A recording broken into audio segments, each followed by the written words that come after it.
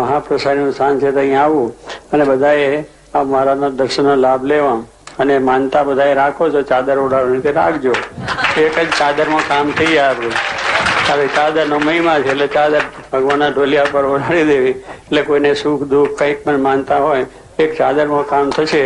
એ પ્રમાણે બધા દર્શન કરી મહિમા સમજી દંડવત કરી અને કરજો. મારા દરેકના સંકલ્પ રાખે પૂર્ણ બધા સુખી થાય તને મને ધને અને ખૂબ સત્સંગ થાય એ પ્રાર્થના.